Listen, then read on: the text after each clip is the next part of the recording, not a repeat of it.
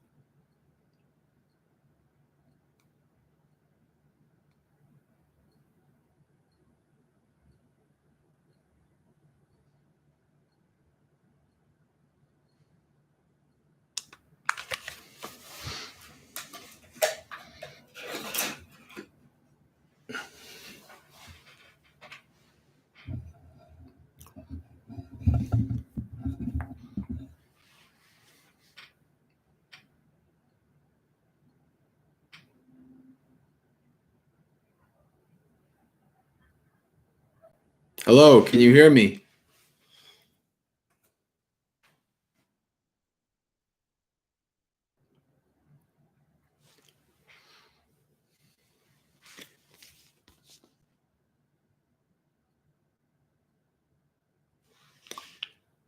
Can you see the chat?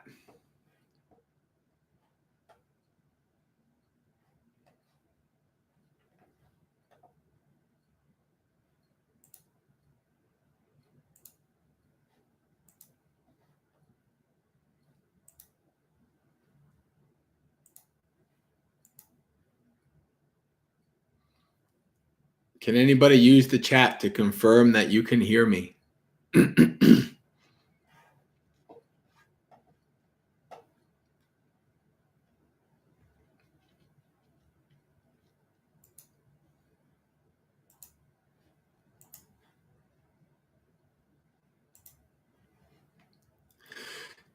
If you're just joining in, if you could use the chat to tell me that you can hear me, that would be appreciated. I have no idea.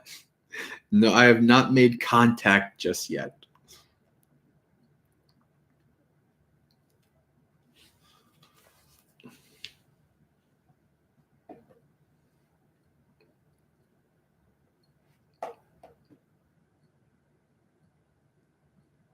All right. Thanks, Ethan. Much appreciated. Very good.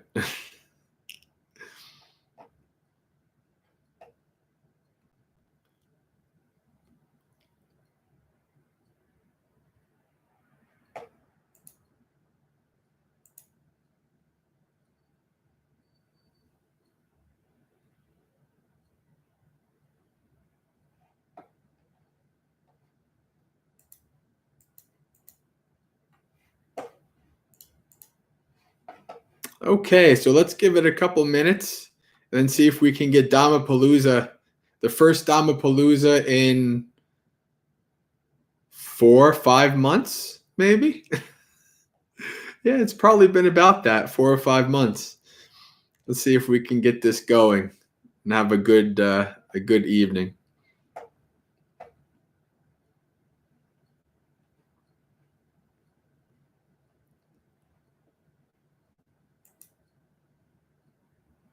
I see 3 people so far.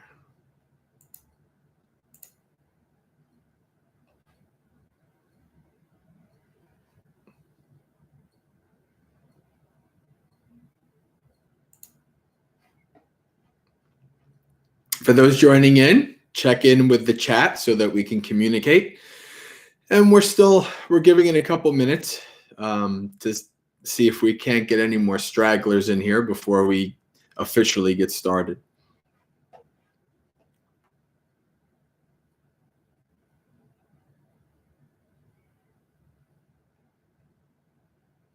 Well, good, Jen. Very good. I'm glad. I'm glad that my advertising has brought some awareness. Very good.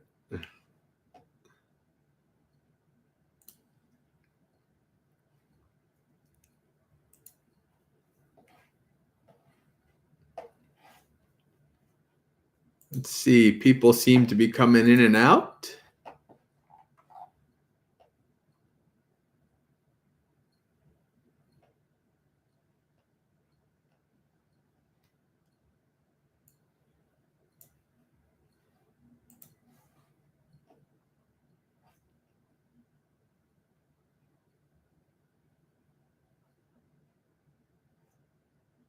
Will the numbers remain stable? Oh, this reminds me of when I did the puja chanting morning live stream. People would come in and like they would be there for 30 seconds and then go. I don't know if there's technical difficulties or they're just getting bored after a couple seconds.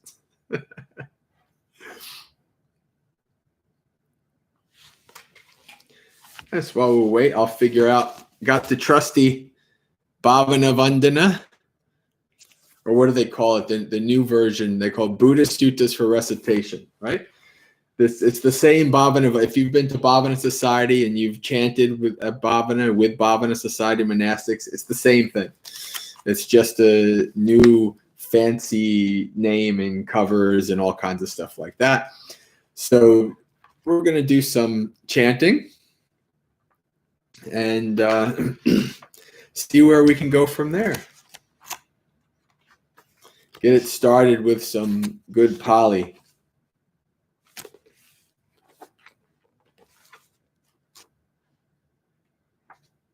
Oh, okay. I see the numbers are remaining stable.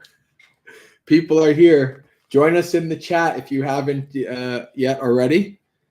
This is an interactive experience. This is not just listen to me yap on for 2 hours. We want to be able to discuss and go over things. So check in on the chat. Don't be lazy. Join the community on chat.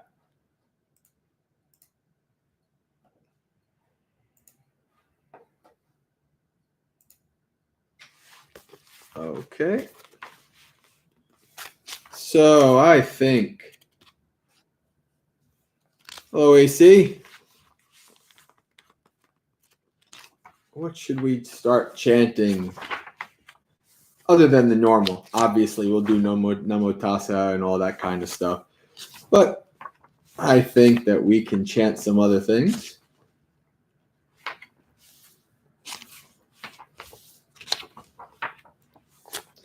Hello, people who are joining. Check in on the live chat with us. Join us in our discussion.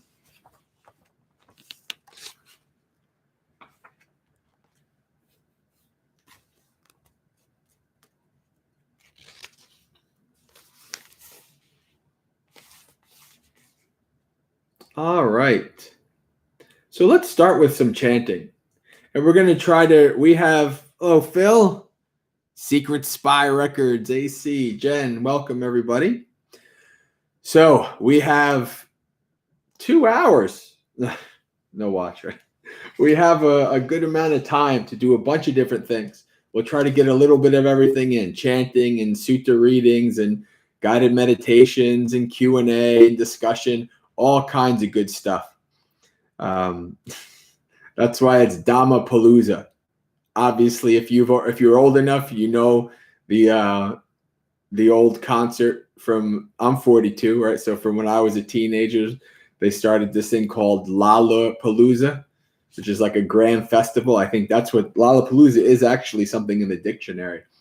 So I, out of the blue, when I decided to create this 6 months ago when we first started it, hey, Rojo, good to see you. The name just came to me, Dhammapalooza. So this is a palooza of Dhamma, a grand festival of Dhamma. And I think we can chant, we'll get started. Namo tassa bhagavato arahato samma sambuddhassa. Namo tassa bhagavato arahato samma sambuddhassa. Namo tassa bhagavato arahato samma sambuddhassa.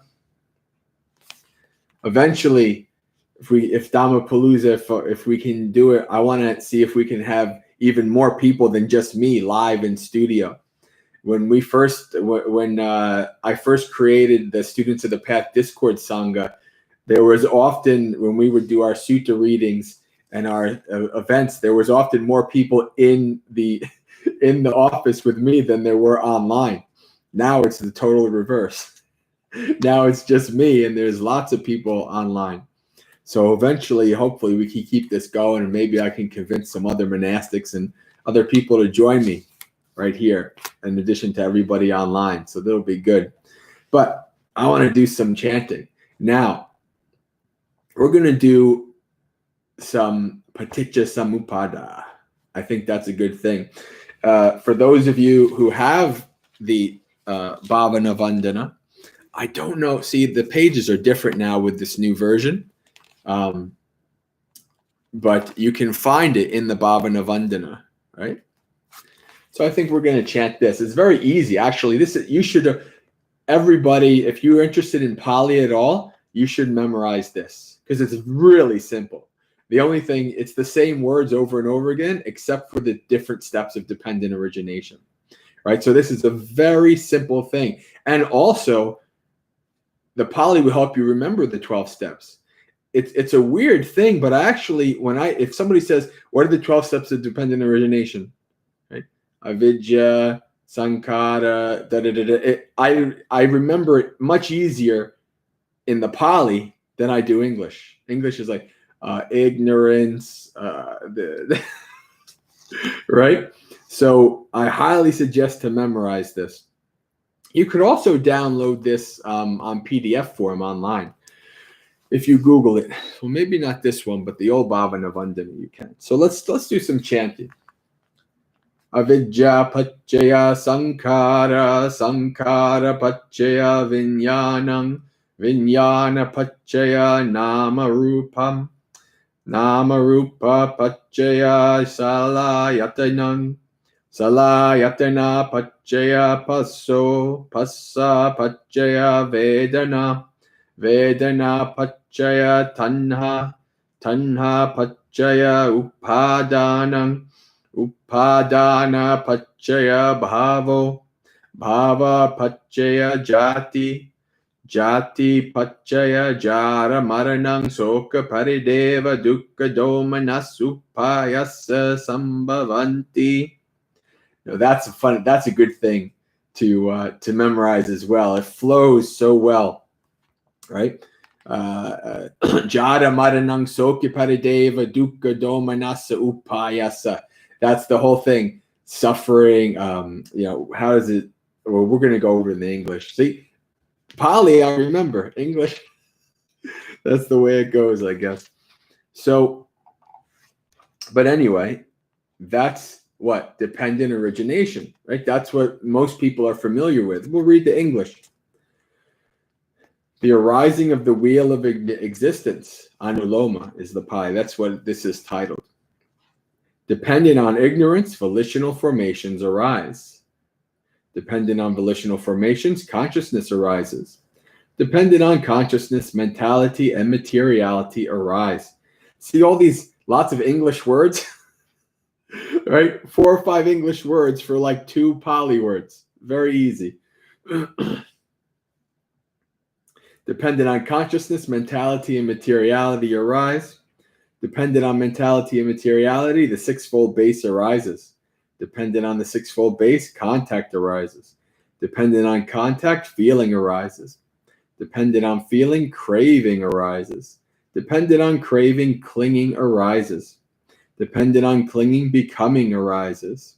Dependent on becoming, birth arises. Dependent on birth, aging, and death arise. Now here's Soka Parideva Dukkha Domanasa Upayasa, right? Sorrow, lamentation, pain, grief, and despair. Right? That's good to memorize, right? There it works. Because we are born, the rest follows. Thus, there is the arising of this whole mass of suffering, right? So you see this nice short Pali, lots of English. So that's another good reason to practice memorizing some Pali. But see, this is very common. Everybody we always talk about dependent origination. But if you look in the suttas, the Nidana Samyutta of the Samyutta Nikaya,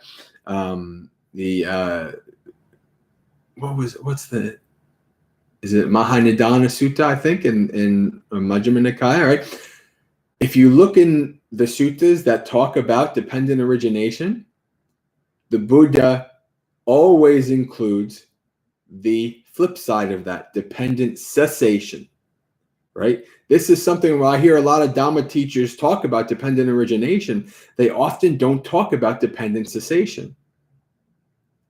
At least not in the clear-cut, straight way that the Buddha talks about it and gives to us in the same suttas. So it's very important that anytime you think about dependent origination, you think about dependent cessation. All right? So let's do dependent cessation. Instead of the first one was anuloma, the arising of the wheel existence. This one is patiloma, the cessation of the wheel of existence. Avidya tveva asesa viraga niroda sankara nirodo sankara niroda. Oh no, I'm sorry. No, that was the first line. Sankara niroda vinyanam nirodo. So niroda with the cessation of this, nirodo the cessation of that. Right? And we'll see. Vijnana niroda, nama rupa nirodo, nama rupa niroda. Salayatana nirodo, salayatana niroda, passa nirodo, passa niroda, vedana nirodo, vedana niroda, tanha nirodo. Tanha niroda, upadana nirodo, upadana niroda, bhava nirodo, bhava niroda, jati nirodo. Birth ceases, right? And then what ceases with birth? Jati niroda, jara maranang, soka parideva, dukkha domanasupayasa, nirujanti. Eva metassa kevalassa dukkha kandassa nirodo hoti. Already feels so wonderful, so nice. Through this entire cessation of this ignorance, volitional formations cease. Right? So the Buddha is in dependent origination, explaining to us how we continue on and how we go through this cycle in samsara. Right? Because we have ignorance, the rest follows. And once we have destroyed ignorance, the rest falls. Just like if you set up a bunch of dominoes and you tip that first one over, and it knocks the rest over, right? So once ignorance is destroyed, once ignorance ceases, all the rest ceases. Through the cessation of volitional formations, consciousness ceases. Through the cessation of consciousness, mentality and materiality. Through the cessation of mentality and materiality, the sixfold basis ceases. Through the cessation of the sixfold base, contact ceases. Through the cessation of contact, feeling ceases. Through the cessation of feeling, craving ceases. Through the cessation of craving, clinging ceases. Through the cessation of clinging, becoming ceases. Through the cessation of becoming, birth ceases. Through the cessation of birth, what? Aging and death cease. And sorrow, lamentation, pain, grief, and despair. Thus the cessation of this whole mass of suffering. So nice. Right? So, always remember the hope right? The hope in Buddhism. This is kind of like when people say Buddhism is so depressing and pessimistic. Buddha's always talking about suffering, and so the Buddha tells us how we're stuck in this samsara, right? And how this arises. But also, the Buddha gives us hope. The Buddha gives us how we cease this samsara, right? So that's why dependent origination is the diagnosis. Dependent cessation is the cure. If we want to end our suffering, we want to practice and develop dependent cessation. And then one day, aging, death, lamentation cease, because birth ceases. All the way up, because what? We practiced, we developed a Noble Eightfold Path, and we eradicated our ignorance. Our ignorance gone. And so follows all of the rest. So I see the chat is kind of boring and quiet. Feel free to ask questions in the chat, make comments. If you ask for any clarification, the chat, anything happening in the chat while I'm doing something is not bothersome to me, right? So if you have a question or anything, you can feel free to post it there, or a clarification or a comment. No problem, right?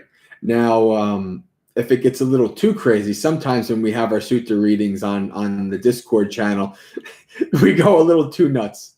But otherwise, and sometimes it gets distracting, but mostly, no, it doesn't. It's good to have the community discuss and make comments and talk. So always feel free that you can do that. No problem. So let's do a little bit more chanting, right? Let's go through some more. And the next page is wonderful. This is such a wonderful compendium of good Dhamma, that so much good things in here. So the next page, very famous lines speaking about cessation, right? The Pali here, tanha janeti imang gehang. Of course, obviously, I'm going to do the Pali first and then English. Never fear. I will almost never, unless it's a really long chanting, I'll almost never do Pali without also making sure you get the English too. So, aneka jati sangsarang. Years ago, I memorized this, but I must admit I'm probably rusty on it. I don't know if I could. If you're following in this, it's the next page, right? So page 46. So I have to, I'm so rusty on my Pali memorization. I have to do it again. Now that I have more free time and less responsibility, I can do it. But this is so powerful. I memorized this. I love this whole statement. Aneka jati sangsarang sandhavisanga nibbhisang gahakarakang gavesanto dukkha jati punapuna. Gahakaraka dittosi punagehang nakahasi sabbate pasuka bagga gahakutang visankitang visankara gatang chittang tanhanang kayang ajjaga. Now, almost all of you who've been around Buddhism enough, once I start reading the English, you'll know exactly what this is. You will have heard this multiple times. Through many a birth, I wandered in samsara. So Jen, if you have the old version, the pages are not going to be the same. I unfortunately don't have the old version with me. But if you go, it's called Bhavana Vandana. BHAVANA right? So we're not too far after the Noble Eightfold Path. So if you can follow along with that. But anyway, let's get back to the English. Its craving is the builder of this house. You can find it there. You can even do Control F, type in craving is the builder of this house, and there it goes, right? Okay, through many a birth I wandered in samsara, seeking but not finding the builder of this house. If you've ever watched the movie Little Buddha, right, which is probably my favorite Buddhist mainstream movie, with Keanu Reeves as the Buddha, he says this: "Oh, architect, seeking but not finding the builder of this house. Sorrowful it is to be born again and again." Here it says, "Oh, house builder, thou art seen." But in the Little Buddha, it says, "Oh, architect, thou art seen." Which is an interesting, right? Because in the Matrix, they had the builder, the architect, right? You shall build no house again.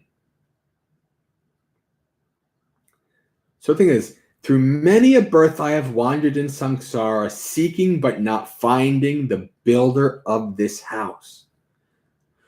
Sorrowful it is to be born again and again. So this is this image of, through many, many births, I'm in samsara. I'm trying to find the origin of this, trying to find why I keep being born again and again and again, right? It's when you start to actually feel the suckiness of samsara, the desire not to be born again, this just feels, it's like, yeah, I know exactly what the Buddha is saying here, right? And this is attributed to the Buddha saying this shortly after his awakening, right? "O house builder, thou art seen. Thou shalt build no house again. All thy rafters are broken. Thy ridgepole is shattered. My mind has attained the unconditioned. Achieved is the end of craving." So wonderful, right? And of course, they have on the bottom here, it has a little, in parentheses, the traditional attribution of what the different things mean. So the builder of this house are craving, right? The house is the body, the rafters is passion, and the ridgepole is ignorance. The ridgepole is shattered, right? With the cessation of ignorance comes the cessation of everything else. Goodbye, right? So beautiful. I love it. I love it.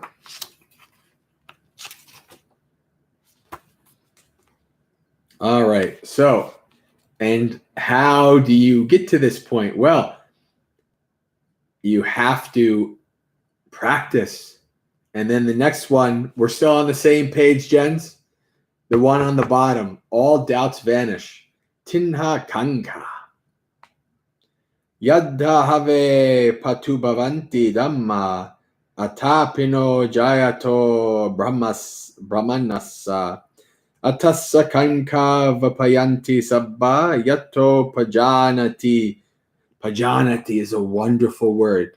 If you see the Pali in Satipatthana Sutta, pajanati means to see, to understand, but not in an intellectual way. It means in a very deep experiential way. When you see things as they are, pajanati. Sahetu dhammang yadha have patu bhavanti dhamma atapino jayato brahmanasa attassa kanka vapayanti sabba yato kayang paccanang avedi. Yadda have patu bhavanti dhamma atapino jayato brahmanasa vidhu payang chittati marasenang suryo va obhasayang antalikanti. So now As phenomena grow clear, what does this mean? As you develop insight, as you start to see things as they are. As phenomena grow clear to the Brahmin, ardent, absorbed, their doubts all vanish when they discern what has a cause.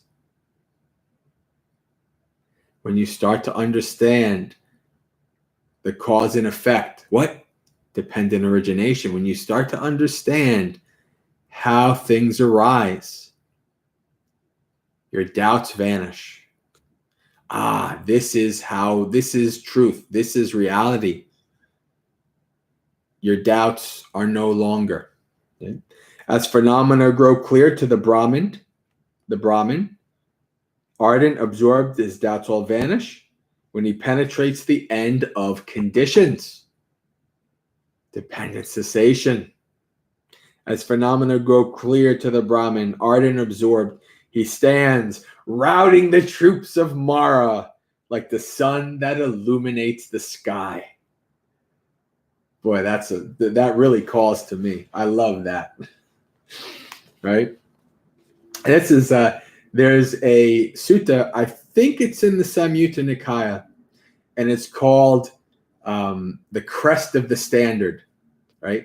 And it opens up the Buddha talking to the bhikkhus, and he says, when Sakka, Lord of the Devas, is in battle with the Devas against the Asuras, Sakka will say, when you have fear, look to my banner, look to my crest, and you will fear no longer, right? And so the Buddha says, just as Sakka, they look to Sakka's crest to not have fear, even so they will still have fear. But those who raise the seer's banner, right? The Buddha talks about his crest, right? Which is the qualities of the Buddha, the Dhamma, and the Sangha. Itipiso Bhagava Arahang Samma Sambuddho, these, right? This is his crest. So when you are fearful, right? He's saying to the monastics, when you are fearful, raise the seer's crest, raise the banner, raise my banner, and you will have no fear, right? So this is you raise the banner, the seer's banner, and you rout the troops of Mara like the sun that illuminates the sky. I love this imagery. Maybe it's because I'm a big epic fantasy medieval battle type guy, and this really calls to me. I don't know, but I love it. It's so beautiful. So to rout the troops of Mara. If you watch Little Buddha, they have that wonderful scene when the Buddha is about to be awakened, which is part of the traditional Buddhist, story of the Buddha's awakening, where Mara sends his daughters and there's all his armies and everything at the Buddha to no avail because the Buddha becomes awakened. So I think that's it for the chanting because we're already a half hour in. And I think what we can do, let's see, does anybody have any questions?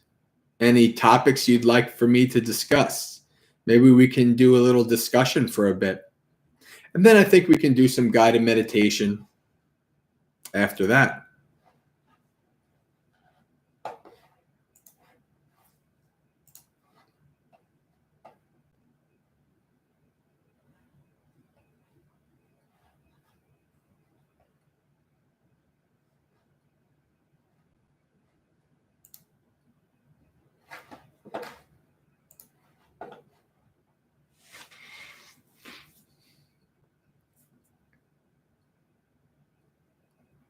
No, Phil, cessation of ignorance is arahantship.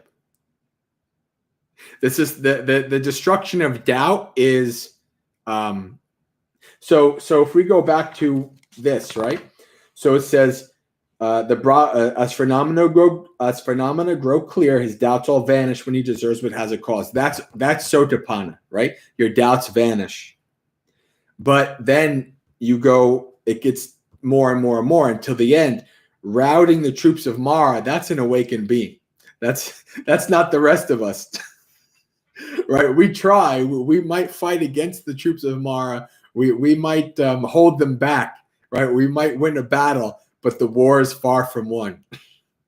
So that's a Sotapanna is the doubts vanishing, not the attainment to right view.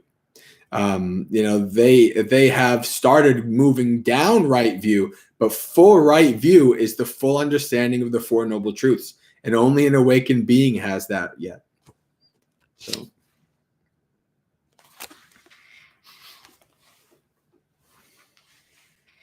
Let's see the chat here. Phil, I'm sorry you can't find Little Buddha. I mean, obviously, it's, I can't say it's a 100% perfect, beautiful Buddhist movie, but it's pretty cool. I mean, somebody, especially, I was a teenager when that movie came out, and all the Tibetan Buddhist monks are all happy, jolly. I love happy, jolly monks. They're my favorite. So,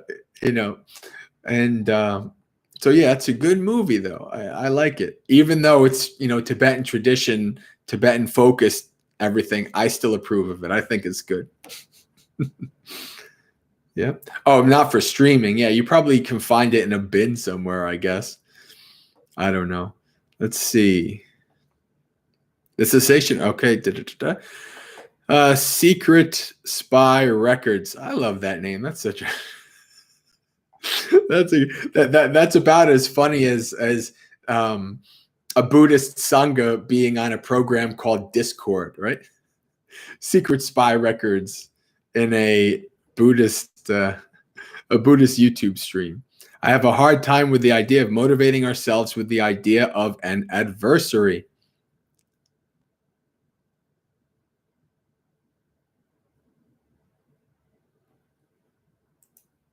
Okay, well,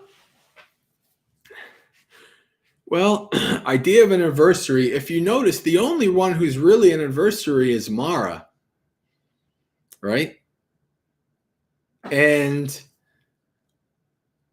for many modern Western people who refuse to believe that Mara is an actual being or an actual state of existence, it fits with the statement that the one who you're fighting against, your adversary, is you, right? One in the Sasavagga, I think it's called, the thousands in the Dhammapada. One of my favorite lines in the Dhammapada, actually, it might be, I can't say it's my favorite, but it's definitely in my top 10, when it says, greater than winning a battle against 1,000,000 people, 1,000 times 1,000 people, is one who is victorious over themselves, right? So you could be out on the battlefield, be Achilles or whatever, taking out all kinds of people, right? All kinds of adversaries, but greater than all of that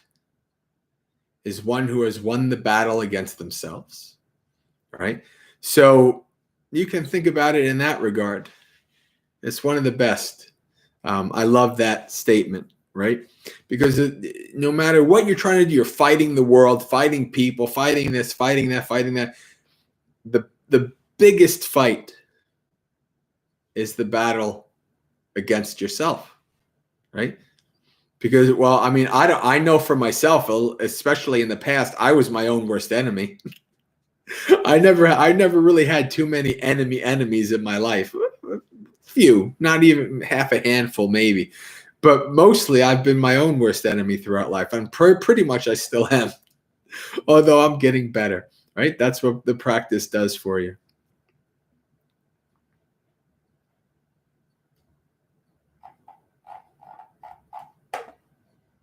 Checking the chat.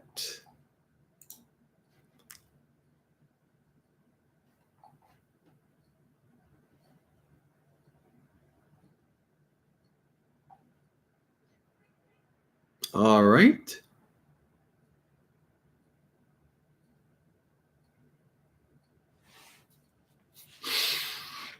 Is there a story about the Buddha teaching Mara?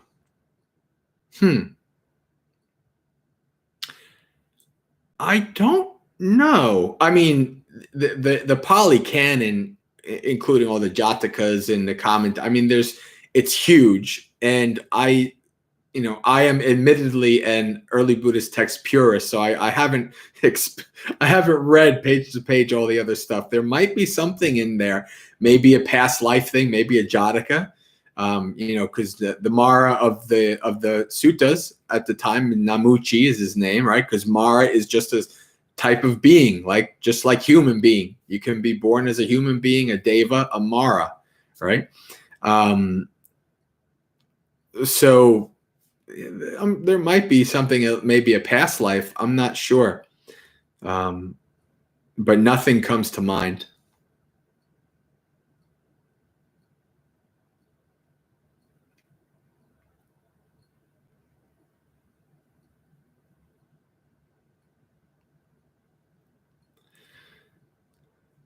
What is invisible to Mara? Is that now that is a common motif, right? That's the motif that an awakened being is like a bird in the sky, leaves no tracks, right? There's nothing for Mara to find. Mara can't find you if you leave no tracks, right? Also, if you know from the simile of the hawk, has anybody not heard of the simile of the hawk? The hawk and the quail? If you know from the simile of the hawk, if you stay in your domain, Mara also can't find you. You don't have to be awakened for Mara to have a hard time finding you. You can stay in your domain. Whenever you're in your domain, then you're there. Actually, so I'm going to Sutta Central it real quick so I can post. There's a sutta where Mahamoggallana teaches Mara. Ethan, if you could send that to me on the Discord and I'll post it on here because I'd actually like to look at that. I don't think anybody but me can post a link on this YouTube chat, but send it to me in the Discord and I'll post it.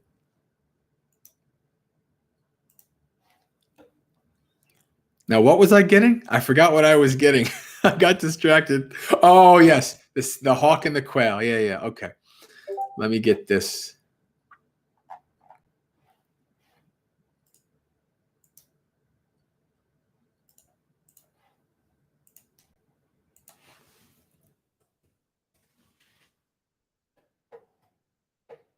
What is going on with Sutta Central's? Am I the only one? I've done like 5 or 6 Sutta Central searches today, and it always comes back 0 results. I'll go to Google. Sutta Central Hawk. And there it is.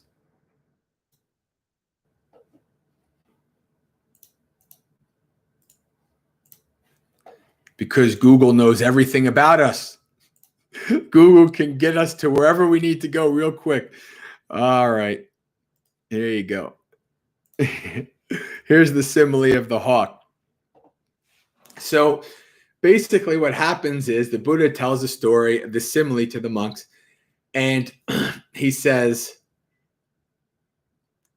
at one time there was a quail that was not in their domain, and a hawk came and picked up the quail as it desired and was flying to take it away.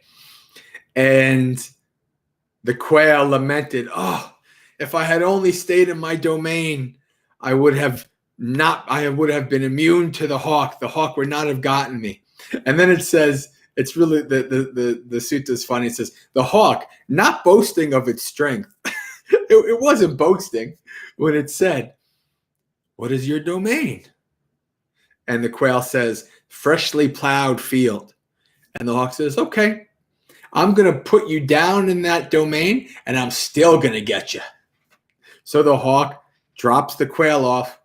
The hawk goes back up, comes on a dive bomb. You ever see like a hawk or a falcon do a dive bomb, especially for another bird? It's really impressive. And then the Buddha says that the hawk busts its breast on the ground. So basically it smacks into the ground and dies, right? Oh no, the quail is like, come get me, hawk, come get me. And then the hawk comes down.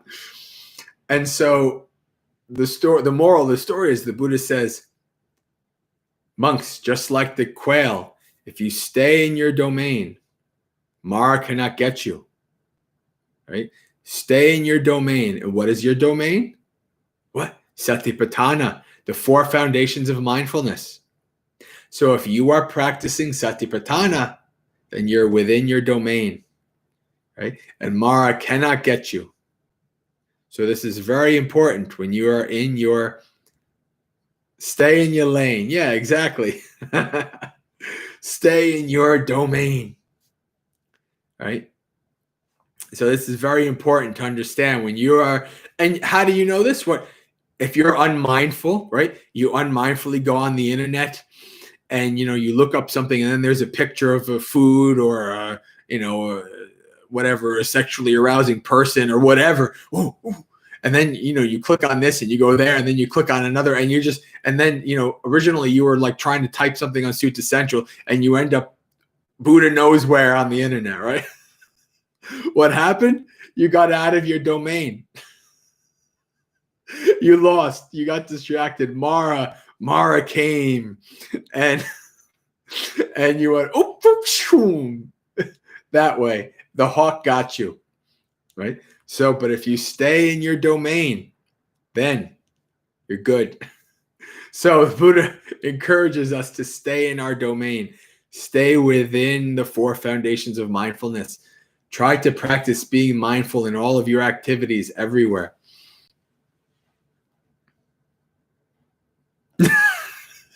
Yeah. Oh, Jen, me unskillfully going on YouTube and ending up in theological debates. Oh boy. I'm so exhausted. I'm already exhausted just reading theological debates.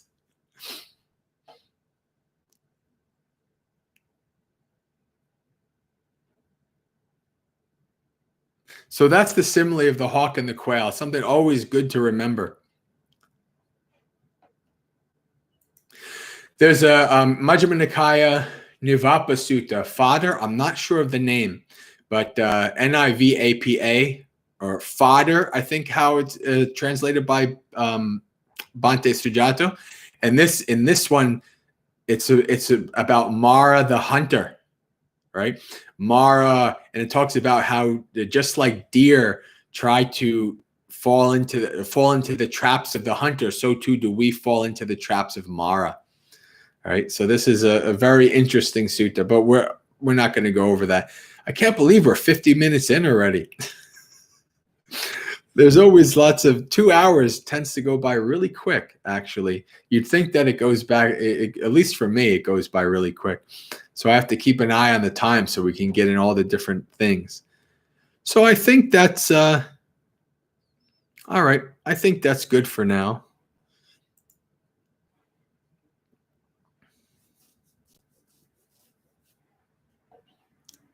Why don't we do guided meditation? Let's do like a 20-minute guided meditation. We'll see how that goes. So, welcome to guided meditation. I see a few people just joined. You joined at a good time to develop some quietude. All right, friends. So, start by closing your eyes. Take a few minutes to set your body up in a comfortable and stable position, whether sitting in a chair or on the cushions on the ground. Start from the tips of your toes and slowly scan up the body. Each time you pass a body part, such as the feet, the calves, the knees, try to connect with a sensation there. What is the feeling of the feet pressing against the floor? We want to move from the external where I've been very boisterous and joking, to the internal.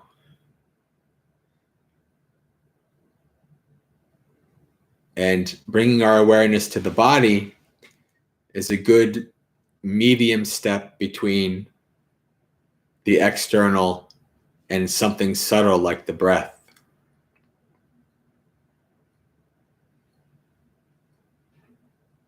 So slowly bring your awareness up through your body, checking in with sensations that you can feel related to each part that you're passing through. If you're having a hard time connecting with a sensation, you can prompt yourself by asking, what do I see? What do I feel? And waiting for an answer. Sometimes your awareness will go right to that sensation.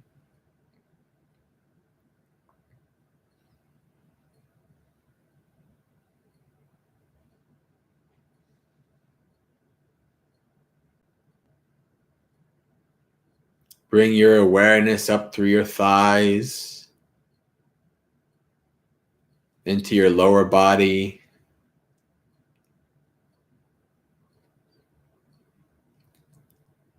checking to see that the lower body is in a comfortable and stable position, because it is the foundation for the stability of the upper body.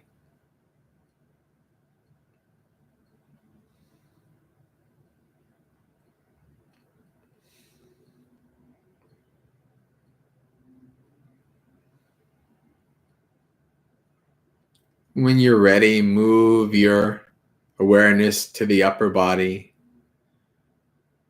abdomen and chest. Check to see that the upper body is not slouching too far back or leaning too far forward, but stable and balanced, with the spine in its natural position.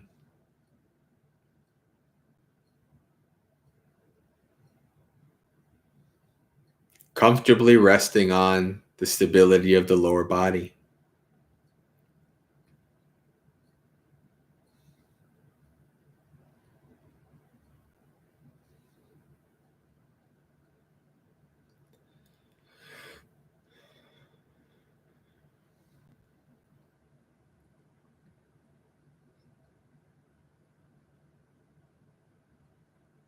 Bring your awareness to your shoulders. Make sure they're hanging loose, not scrunched up tight.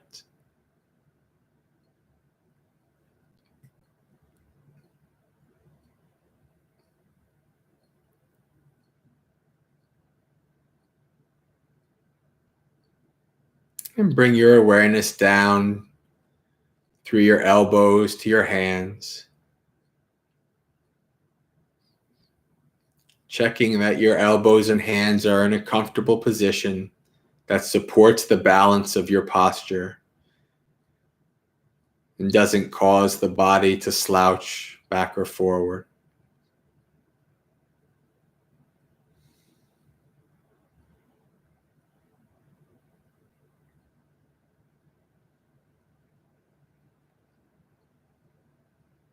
And finally, check in with the head.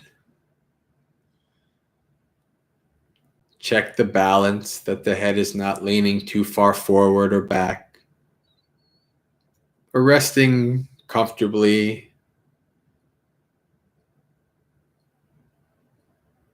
on the upper body, the chin parallel to the ground.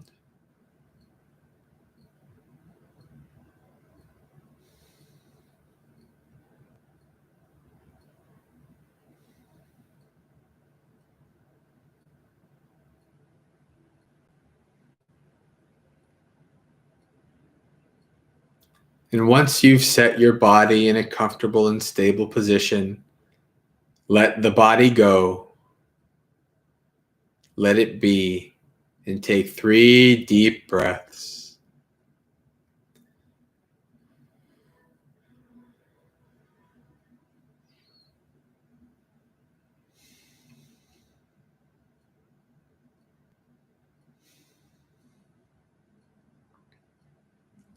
And after you've taken your breaths, let your breath go. From here on in, we don't want to try to manipulate or control the breath in any way.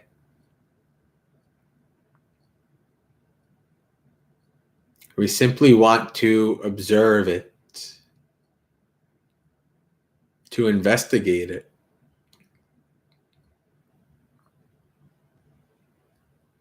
This body has been breathing from the moment you were born, and will continue to do so until the second you die. It doesn't need you to do its job.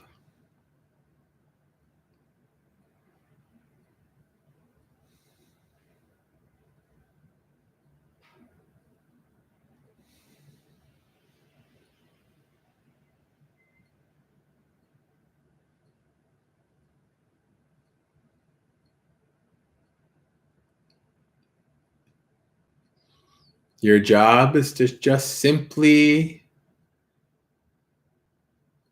follow the breath. Investigate this body, breathing in and breathing out.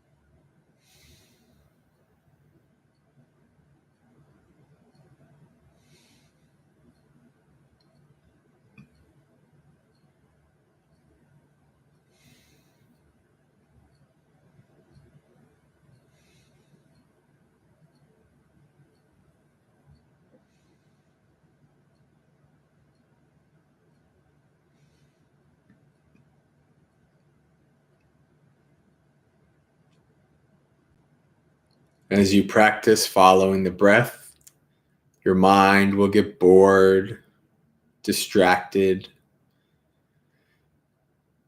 and wander away.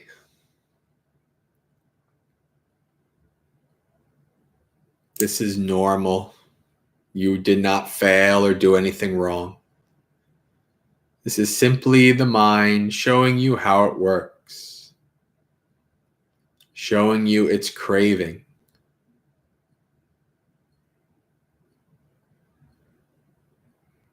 Whenever you get distracted away, and you start to have your first bits of mindfulness return, realizing that you've been distracted, acknowledge that you have been distracted. Practice letting go of that distraction. And then return to the breath.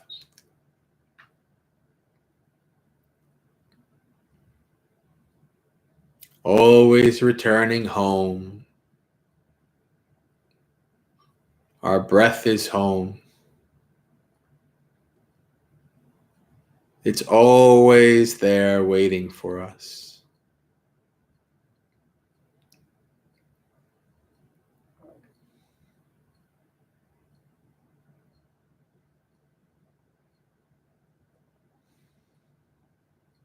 When we practice letting go of distractions, this means that we don't want to get angry and push it away, nor do we want to become very attached to it and want to think about it more and more. We simply do not want to give it any energy at all.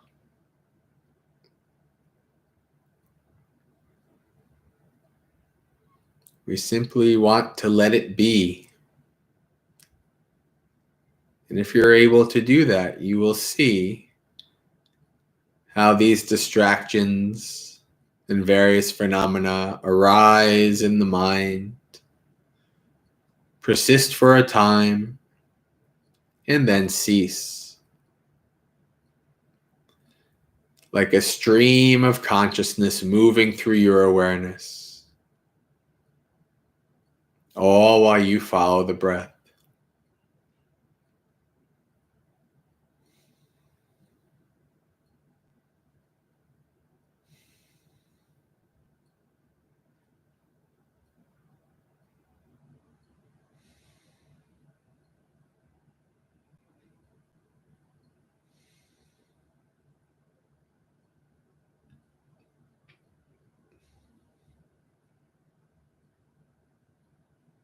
Every time you get distracted, acknowledge, let go, and return over and over.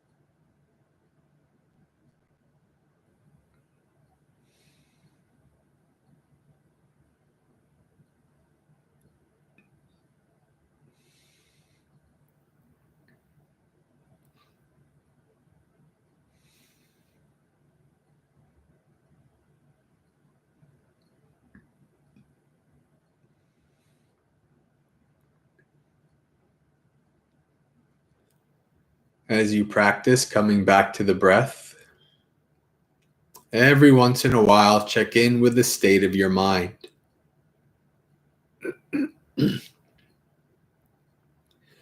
Is your mind becoming more tranquil, peaceful, quiet, or not?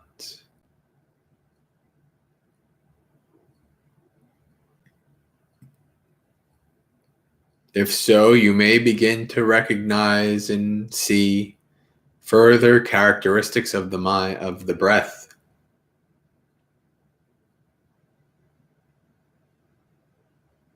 Sometimes the breath is long and deep,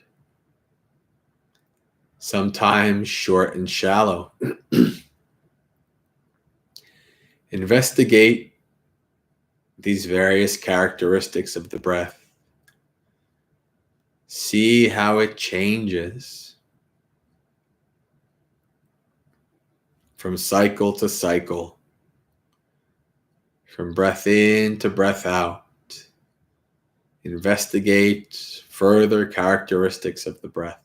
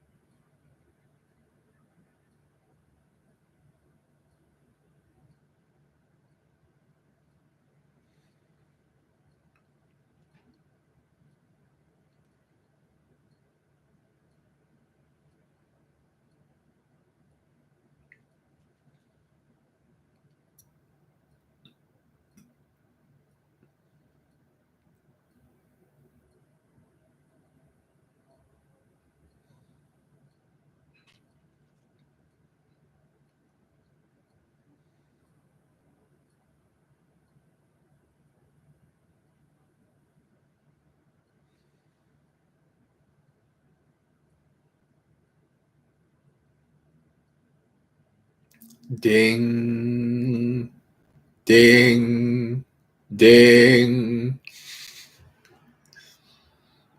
Slowly open your eyes and come out of the meditation at your own pace.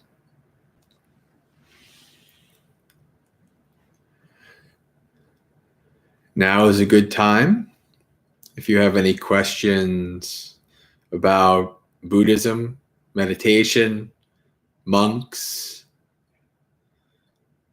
if you have any questions regarding your own practice, that you'd like to try to receive an answer or discuss among the group here, now we can do that. And if absolutely nobody has anything, then I think I know what we can do next.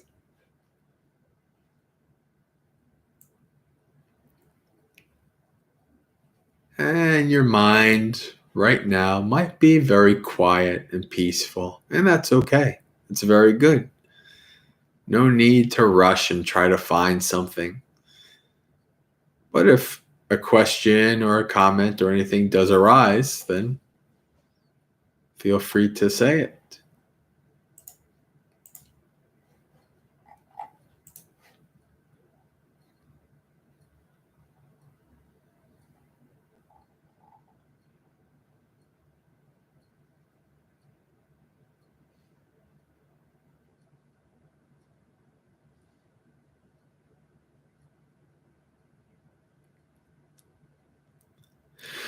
Oh, Jen, going right for the jugular. If one believes in a creator God of the universe, does it directly contradict Buddhist teachings? Yes. However, that contradiction doesn't become a problem per se until you get deeper into your practice. Like this is, this is why people will say that Buddhism is kind of easy to mix with like Christianity, right? Like they call them chibus, right? Or Judaism. I've heard them call themselves Jubus, right? So like there's this kind of Christianity, Jewish, whatever, Judaism, different religions that I can have this and Buddhism, right? And up to a certain point, they coexist quite well.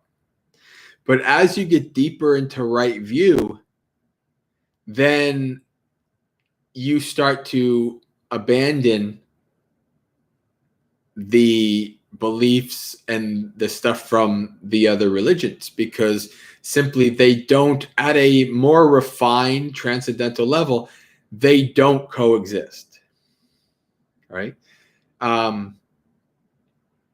So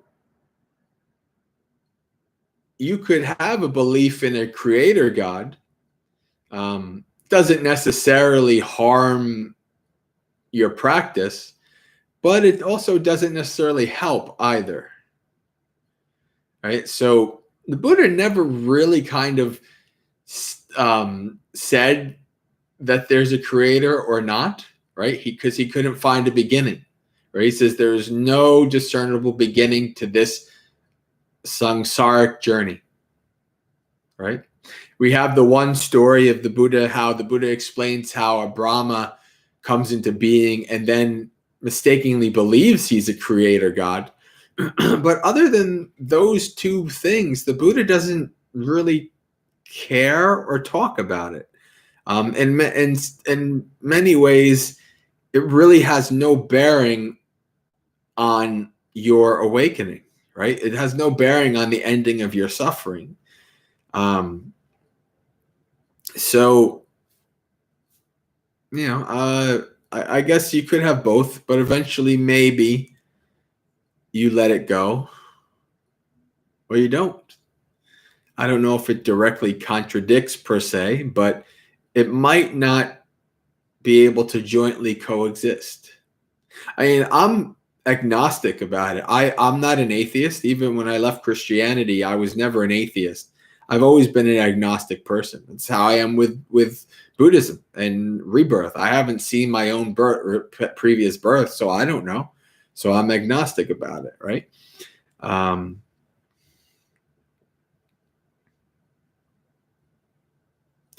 Is it the clinging to the idea that's the issue? Well, clinging to any idea is an issue. Even to the Dhamma, we want to cling to the Dhamma up to a certain point, but even then, once we've reached the further shore, we have to let go of the Dhamma, right? We have to let go of the teaching, like somebody who reaches the further shore lets go of a raft. So we cling to nothing.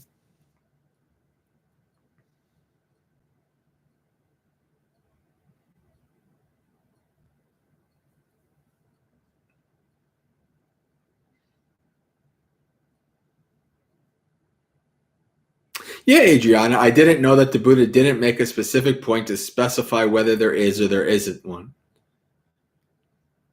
But the Buddha is very clear.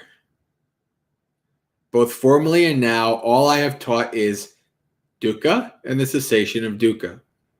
Right? In the simile, he holds up, he's in the forest with the bhikkhus, and there's must be the fall or something because there's leaves on the ground, or maybe, I don't know, maybe the cold season in Hemanta in India. Maybe that's when the leaves fall. I'm not exactly sure how the 3 season works with falling leaves. But anyway, he picks up a group of leaves in his hand, and he says, which is greater, right? We know this scheme. Which is greater, the leaves in my hand or the leaves in the forest? And the bhikkhus say, of course, the leaves in the forest, Bhante.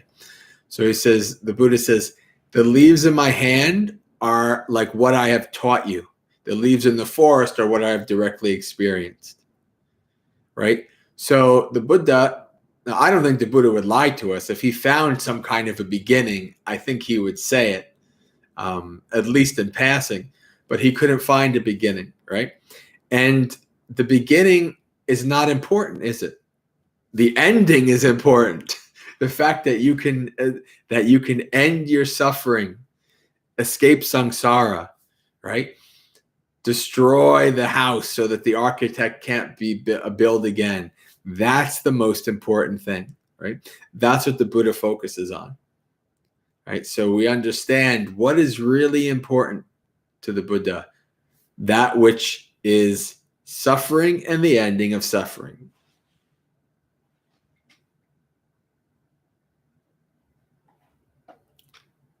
Welcome, Yutalan. Beliefs are guards based on the fear of future outside present moment. Yes and no. They don't necessarily have to be based in fear, but they have like what's that? There's some philosophical and psychological schematic that states that essentially fear of death is the cause for many things, like creation of religion, etc., things like that. But I wouldn't say that it's always based on fear. It can be, for sure.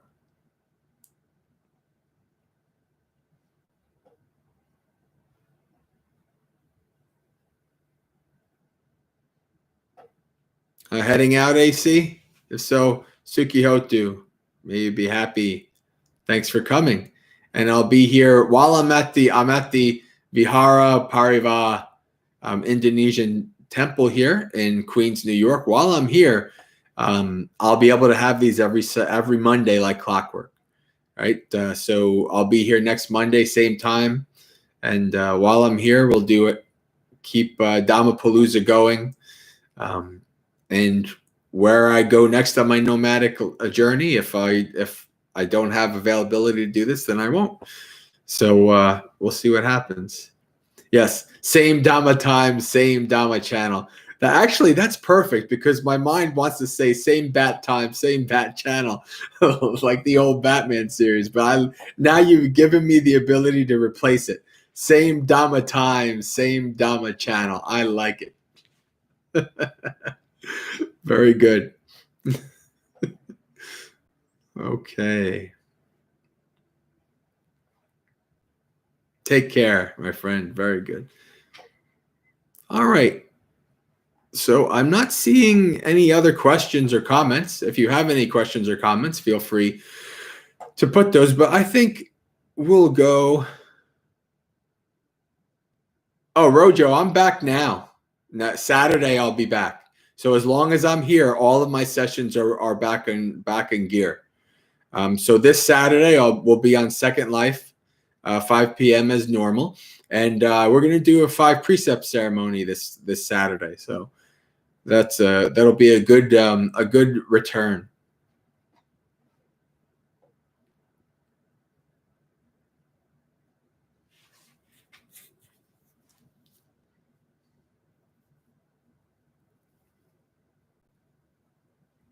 Adriana. Bhante, lately I've noticed this resistance in my mind to really seeing everything in my experience as an opportunity for practice. Sometimes things can feel so far away from practice. Is this, sometimes, especially if you have very strong, painful feelings or strong emotional situations, there's just so little bandwidth for what we think of as practice. Like, ooh, okay, I have to save some bandwidth to be mindful and observant in this moment, right? So there's just so little mental bandwidth for that we're like, oh, it's so much work. I'm just too busy suffering to practice. Right? I have no mental bandwidth left. It's just full of suffering. I'm just gonna sit here and suffer in silence, or suffer in lots of loud noises. Either way, right? So this is normal. This is part of the practice. But this is why it's very important to, when you're not in those situations, to practice developing mindfulness in all of your activities, every situation, right? Once you've done that, once you've developed it as a habit, it will be there, and it will come on even when you're not even thinking about it, even when you're not even wanting to be mindful. Your mind will click in and be like, whoa, almost like kind of like you just got dumped in cold water. All of a sudden you're like, where was I? What's going on? Like how I use the example of sometimes if you're driving for hours on end, all of a sudden you come out and you're like, how did I get 20 miles? What was I doing the last 20 miles? Where was I? Right? So when you do that, your mindfulness clicks in, right? And so you can be in lots of pain, mental or physical pain, you're so wrapped in, and your mindfulness can click in, right? And you can be like, okay, I understand. Okay, I'm going to observe this. I'm going to watch this. I'm going to use this as an opportunity, right? It's the same thing with metta, right? Like Bhante Ji always says, one of the funny things he says is, you don't practice metta when somebody's coming at you with a bat. What he means is that if there's anger and things, it's too late. Metta doesn't necessarily always work when you're in the throes of anger. You practice metta so that in the future, your anger is lessened, right? So that you have more goodwill for future experiences, right? So it's the same thing with mindfulness. You practice mindfulness in all of the times that you can. And then when you get it, when you've developed it into as a skill, then you will have the mental bandwidth, even if it's just a little opening, there'll be a little opening left in whatever mental and physical suffering you're going through. And that mindfulness can slip right in, and then you're there. Oh, okay. Right? So it's practicing, especially, it's kind of like what they say to soldiers, right? They practice in peace for war, right? You practice in the quiet times so that you can be skilled for the rough times. The same thing, right? You practice your mindfulness in as many possibilities, as many opportunities as you can. And when you can't, it's okay. You recognize, I'm just not there yet. No problem, right? I don't have the ability to be mindful in this situation. No problem. I'm just going to try. I'm not going to give up, though. I'm not going to be like, well, I just really am bad at doing this mindfulness thing. I'm just going to stop. No. When you can do it, then you practice. And the more you practice, the more you develop, the more you start to see opportunities for your mindfulness, the more it becomes like a silent partner. It's always there, right? It's always watching. And when it wants to, when it feels like it's needed, it'll come. So develop mindfulness in all of the times where you can, and when you can't, it's okay. If you keep practicing, eventually you'll be able to, even in those times.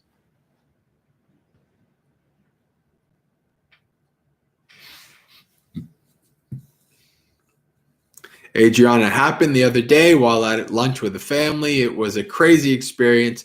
Suddenly mindfulness came back and I was like, whoa, where was I? Yeah, very good. That tells you that the practice is working. You're getting there. Keep going. Keep going.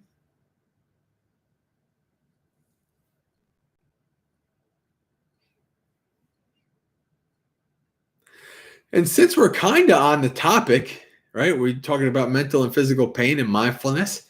This actually is a perfect segue for the sutta that I wanted to talk about.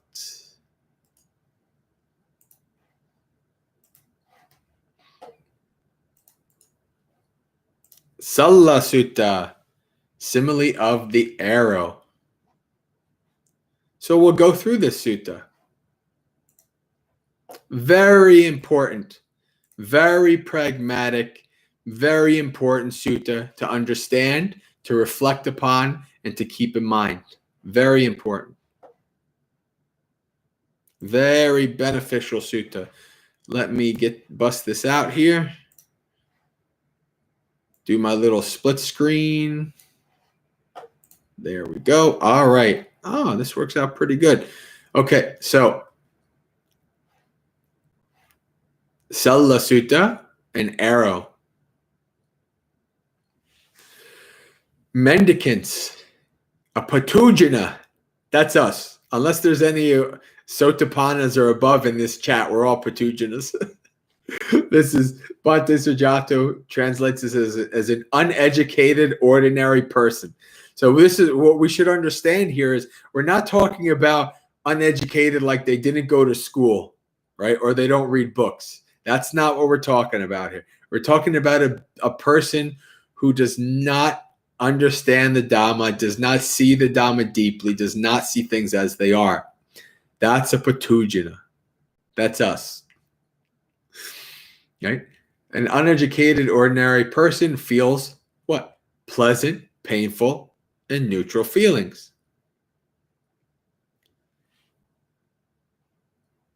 Now,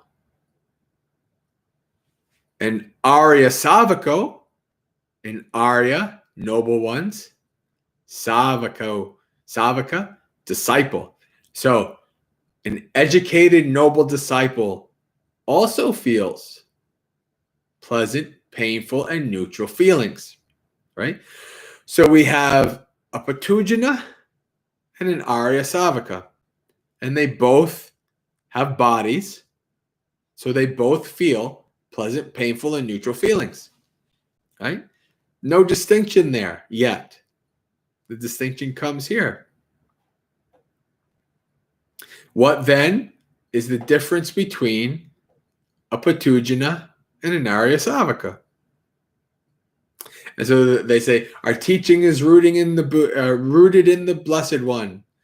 It would be good to hear the Blessed One's discussion, Dhamma talk here. So the Buddha says, when an uneducated, ordinary person, a patujana, experiences painful physical feelings, they sorrow, pine, and lament, beating their breasts and rending their hair and falling into confusion. They experience two feelings, physical and mental. It's like a person is struck with one arrow, only to be struck with a second arrow. Right?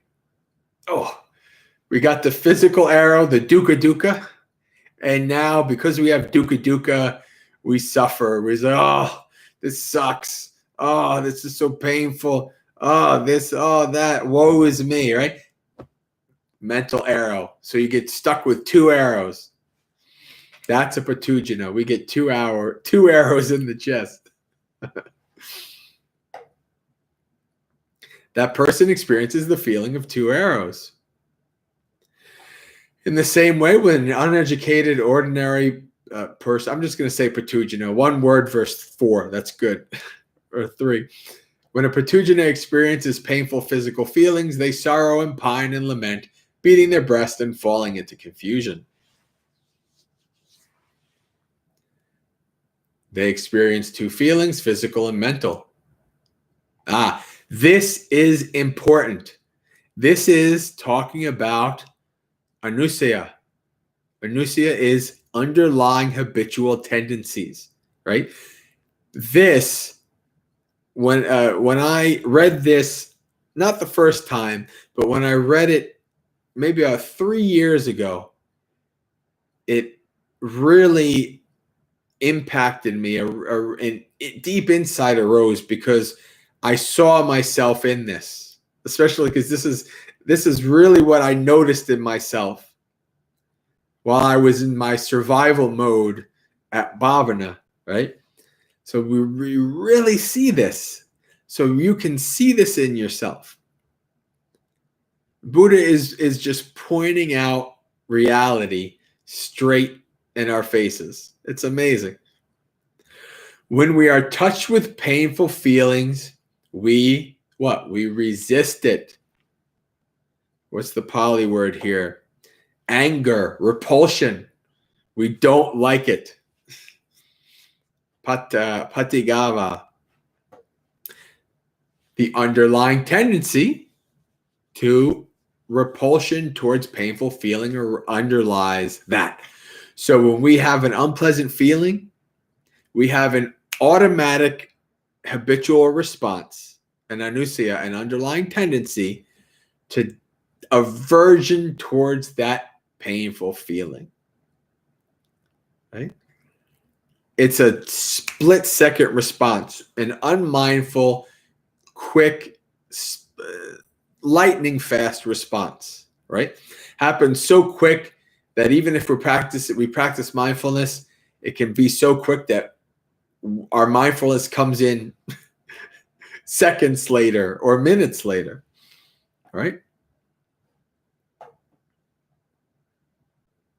So when we have a painful feeling, we have aversion to it. How do we deal with it? The Buddha continues. When touched by painful feeling, they look forward to enjoying sensual pleasures. Think about it. When we're going through something sucky in our lives, what do we want? Drugs, sex, good food. That's me. Food was a coping mechanism, still is. I mean, I haven't abandoned that. I haven't rose above food just yet. I still have these really ingrained habitual tendencies. Coping mechanism, best friend, comfort thing, all of these things, right? Why? Because it's quick and easy, a pleasurable feeling to overcome our unpleasant feeling. Right? That's our tendency.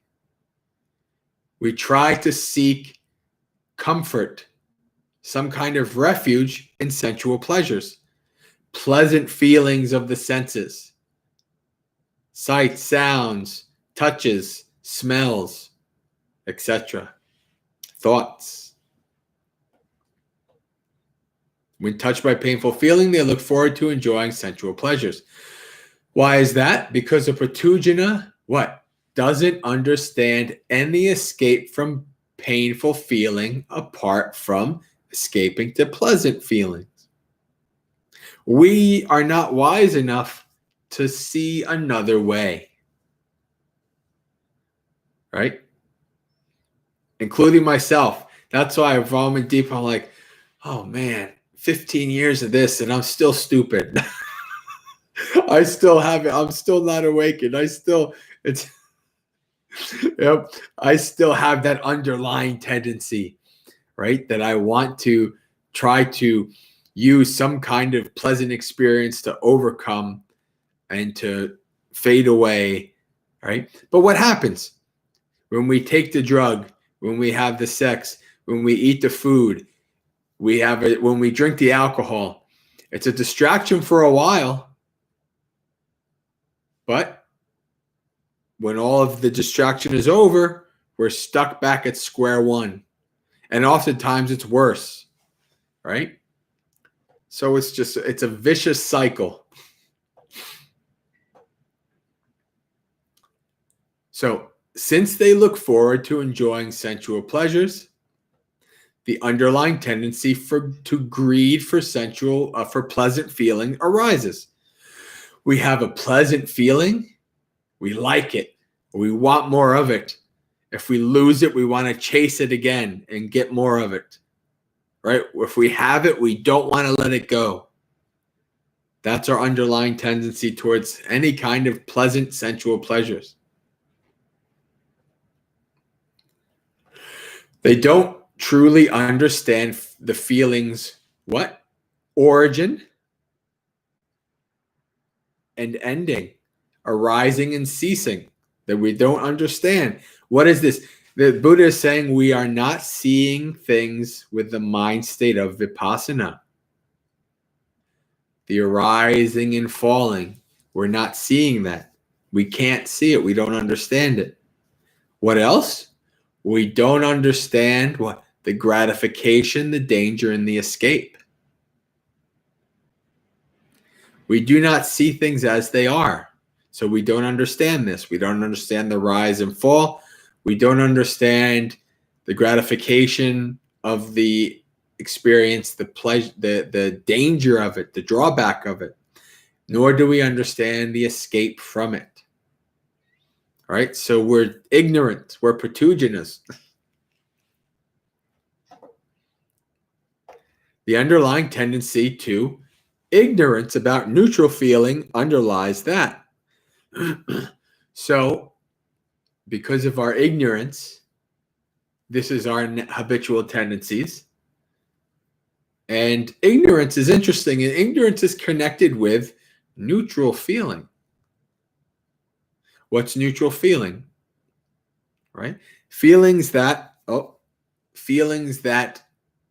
we experience,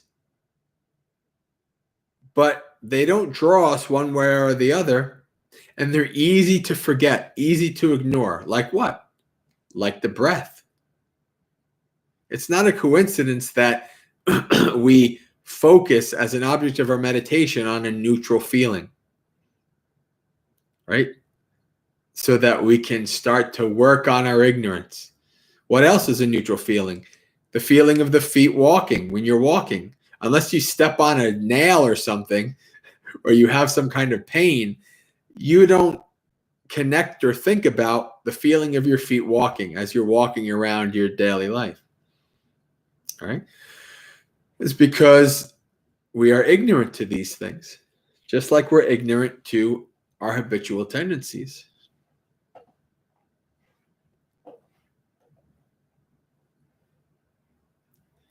And so here we go. If they feel a pleasant feeling, the patuginas, they feel it attached. All right? Let's see, what's the Pali word here?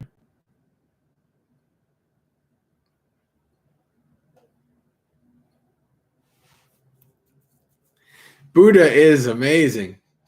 Buddha is the wisest being that I've ever come across, without a doubt.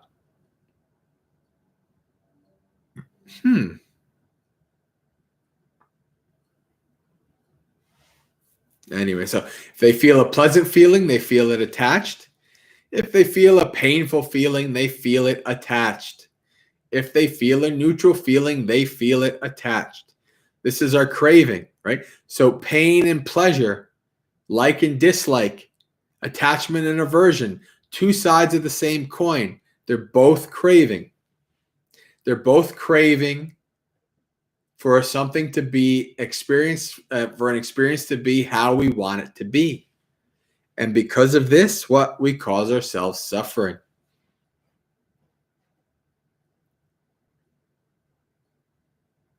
And they're called a patugina, who is attached to rebirth, old age, and what? Soka parideva dukkha domanasa upai, right? What? Old age, death, sorrow, lamentation, pain, sadness, and distress. So we're attached. We're stuck in samsara, and we're not getting out by being a patujana. We have to practice and develop becoming an Arya Savaka.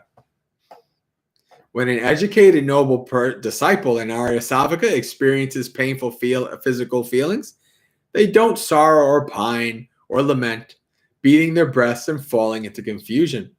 They experience one feeling, physical, not mental. Like a person who is struck with an arrow, but not struck with a second arrow. Like they get hit with the first arrow and then they do some kind of Neo Matrix or ninja thing. Whoop, and the second arrow goes flying right past. Right? They dodge the second arrow. Boom.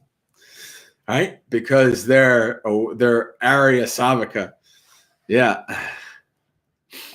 So it's like a person who was struck with an arrow, but was not struck with a second arrow. That person would experience the feeling of one arrow. And you see this in the suttas. You see, even the Buddha had pains, physical pains.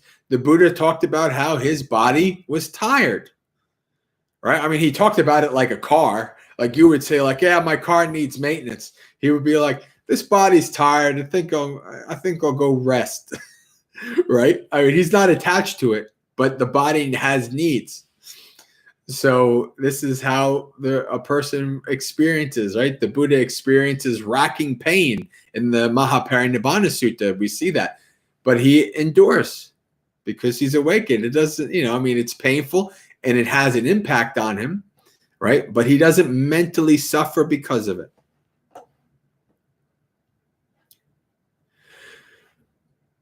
In the same way, when an Arya Savaka experiences painful feelings, they don't sorrow or pine or lament, beating their breast and falling into confusion. They experience one feeling, physical, not mental.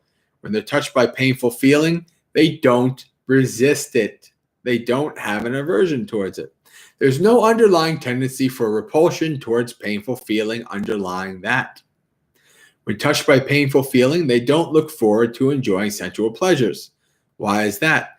Because an Arya Savaka understands an escape from painful feeling apart from sensual pleasures. Now, in another sutta, and I don't know it off the top of my head, I read it years ago, and this sutta and that sutta melded in my mind, because in another sutta, the Buddha explains what the escape is. Right? For somebody, he gives it, what is the escape from the physical pain? What is the escape that mentioned here? He says the patujana doesn't know an escape. One escape is jhana, deep samadhi. Right? You go into jhanas and you go deeper and deeper into the jhanas, and all of the physicality, the gross physicality and mentality starts to disappear, right? So then that is an escape. But just like drugs and sex and food and alcohol and all this, it's only a temporary escape, right? Because you can become addicted to jhanas. You can be blissed out. You can master the jhanas so that you can go in. He's like, it's Monday. It's like, oh, this is a boring week. I'm just going to go in jhana. And then you just go into jhana for 7 days and you come out. And then you're like, that was nice. But guess what's still there waiting for you? Your dukkha. Yeah, I bet you a bunch of people want to go into jhana right now and wake up a week from now, right? But guess what? Even if you go into jhana now, a week from now, the world's suffering is still there. It doesn't go away. So this is just the way it is, right? So we want to what? We want to see things as they are. We want to be an Arya Savaka, not a Patujana. Very important. Yeah. So let's see here. They know an escape, right? And now, is jhana an escape? Yes, it can be, but it's a much more wholesome escape. It's an escape that is not of the body, right? It's a pleasure. The rapture from jhana is a wholesome pleasure, right? Ajahn Brahm says that rapture from jhana is better than sex. I've not experienced rapture myself, so I can't confirm or deny. But it's a pleasure that is wholly of the mind. So it is a wholesome pleasure. It is a pleasure that it is a mental pleasure that is better than any physical, right?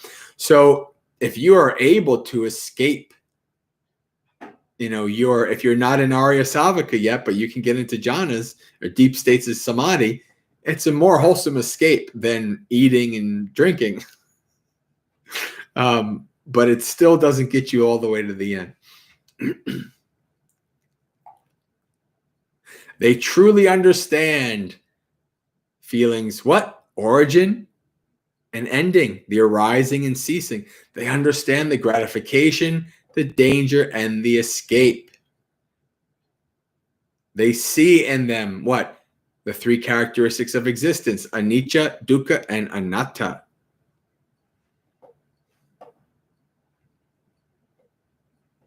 There's no underlying tendency to ignorance about neutral feelings underlying that. If they feel pleasant feeling, they feel it detached.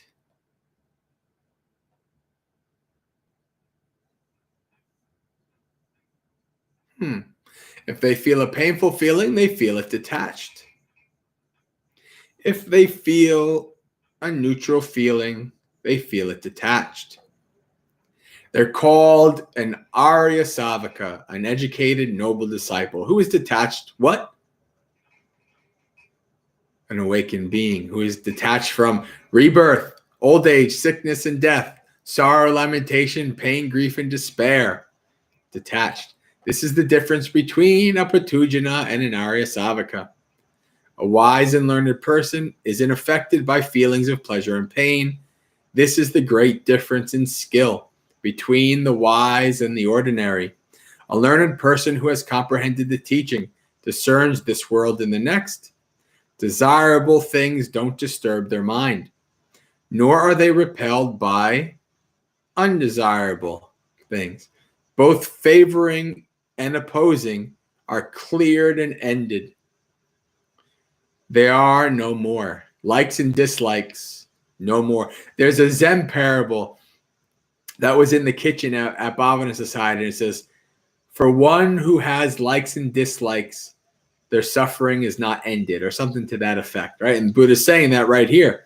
When if you still have likes and dislikes, if you still have attachment and aversion, you're still a Patujana.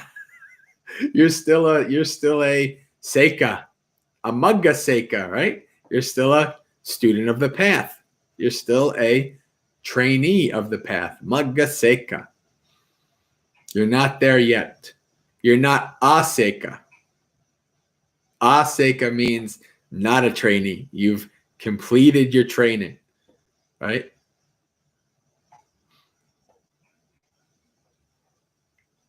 So both favoring and opposing are cleared and ended. They are no more. Knowing the stainless, sorrowless state, they understand rightly going beyond rebirth. Very amazing, powerful sutta. I love these practical, pragmatic suttas that really go to the heart of things. I mean, there's lots of wonderful suttas talk about, the arupa jhanas and the cessation of feeling or perception and all these high detailed things. But those, for me at least, that doesn't go to the core. Like a sutta like that, the arrow, the simile of the arrow, boom, right to the core, an arrow to the chest, right? That is so profound, so simple, pragmatic, and easy to understand. Well, at least to understand the basics. To really understand, no, you have to be Arya Savaka. But this is what's important for me, right? This is what I love. I love simple, pragmatic, basic teachings, Right? This is why the suttas, the early texts to me, are the best for me, because that is what you find in there. It's wonderful, wonderful, beautiful, powerful Dhamma. So practice so that one day you can be like Neo, right? You can dodge the arrows. So if you remember the Matrix, first he's dodging the bullets, but then what happens at the end? He puts his hands up and the bullets stop. That's an awakened being. Just done, right? That's wonderful. And we can all get there one day. Oh, we still have about 10 minutes. And if there are any comments or questions or anything like that, we can do that, or we can end early. I'm just going to bring up the sharing of merits so that we can have that ready.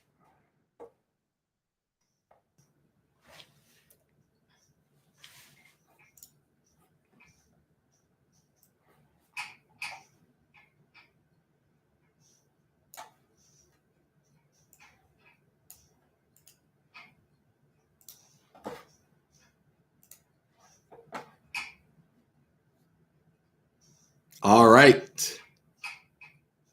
Oh. Very good, Adriana. I'm very happy. I want Dhammapalooza to be a wonderful, good time.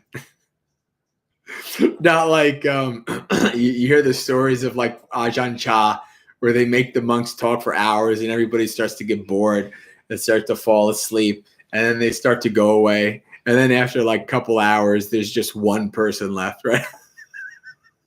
No, we want to have good Dhamma, good wholesome Dhamma fun, right? We want to really relish, have Dhamma Sukha, as Ayasoma likes to say, right? Joy in the Dhamma. That's what we want to have.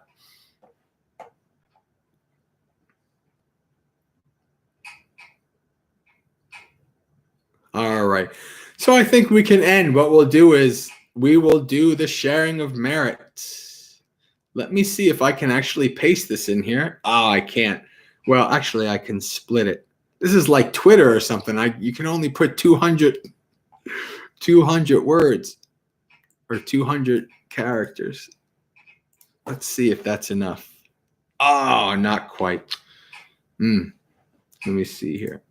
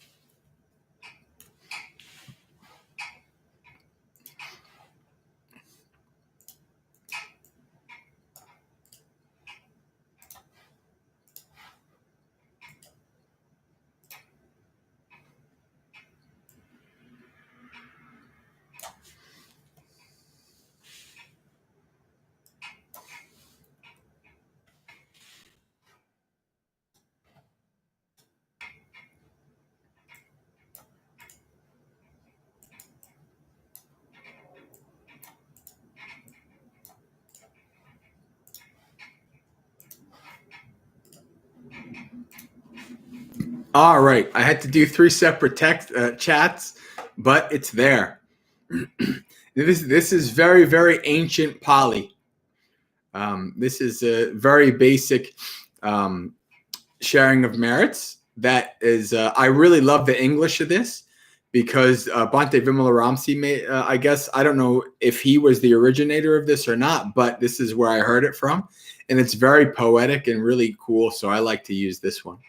So let's share our merits, the merits that we've acquired in having wonderful 2-hour Dhammapalooza, right? So may the suffering ones be suffering free, and the fear-struck fearless be. May the grieving shed all grief, and may all beings find relief. May all beings share this merit that we have thus acquired, for the acquisition of all kinds of happiness. May beings inhabiting space and earth, devas, nagas, and yakas of mighty power, share this merit of ours. May they long protect the Buddha's dispensation. Sadhu, sadhu, sadhu. Do 3 Ajahn Brahm sadhu. Sadhu, sadhu, sadhu. All right. 3 sadhus in formation. Okay, friends. Until next time. Sukhi Hotu, may you be happy. Practice well and be well. So I will be doing my normal Saturday sessions on Second Life. I'll be having Dhammapalooza every Monday at this time. And hope to see you again next week. Ending the stream in 3, 2, 1.